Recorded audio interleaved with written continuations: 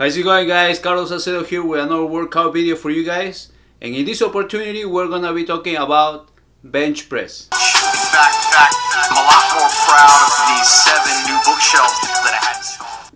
Alright, let me tell you a quick story really quick. When I started benching a couple years ago, I injured my left shoulder and part of my pectoralis major because I didn't know how to bench press correctly. As a consequence, I couldn't train most of the upper body muscles for 4 weeks, which was really terrible.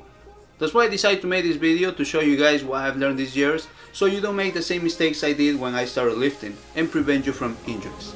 The bench press is one of the most famous workouts, but it is not just a regular workout, it is a compound movement because it involves the pectoralis, it involves the triceps, shoulders, and sometimes, if it is done correctly, it involves the back. So let's get started.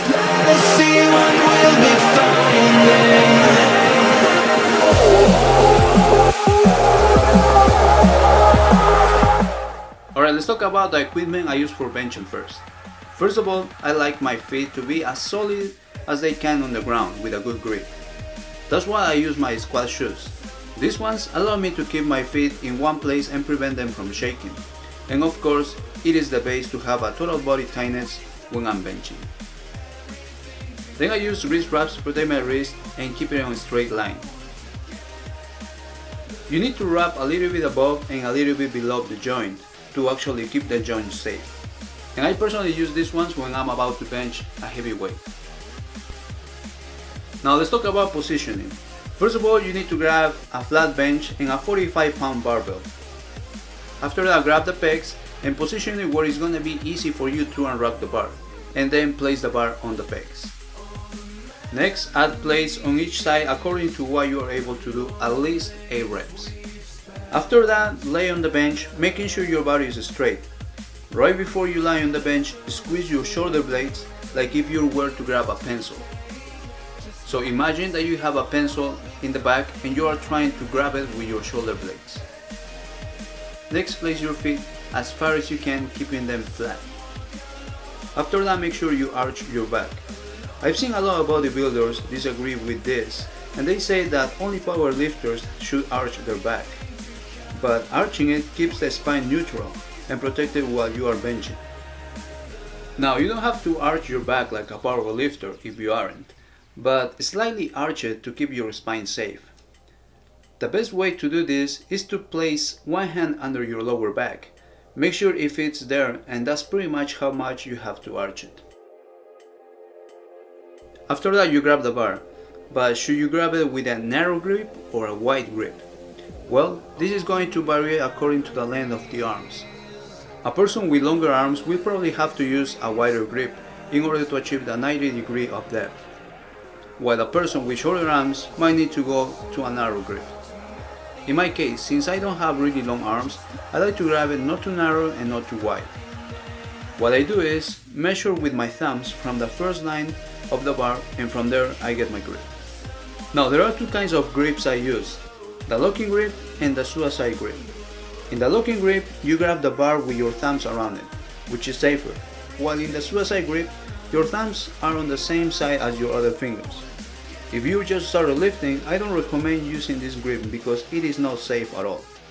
The bar might slip and fall on your chest, causing major problems, so just start with the locking grip. The next step is to unrock the bar. Now we want to unrock it contracting our shoulder blades really hard, and not just lifting the bar. When we contract the shoulder blades, the bar will come off the pegs really easy. Now it is time to bench press. When you are bench pressing, make sure your arms are 90 degrees in relation to your torso. Now when it comes to hitting the chest with the bar, some people can and some people can't because of the length of their arms. Some people will reach 90 degrees even though without touching the chest, which is alright, because if they go lower than 90 degrees, they will be putting a lot of stress on the shoulders, and this in a long term might trigger a shoulder injury, while some people will touch their chest with the bar, being able to reach 90 degrees. So the most important fact here is reaching the full 90 degrees and not necessarily touching the chest with the bar.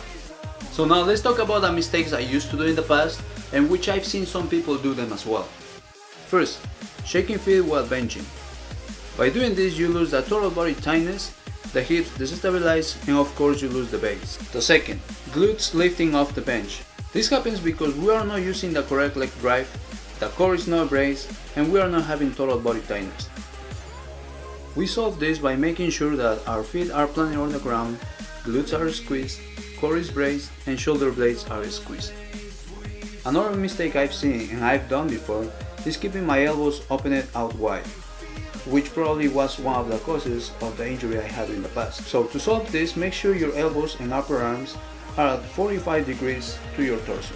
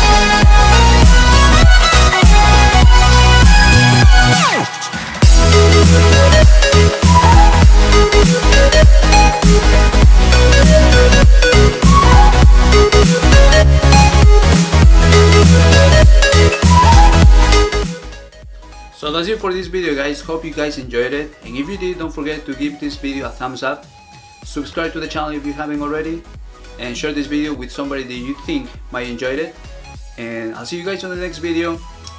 I'm out.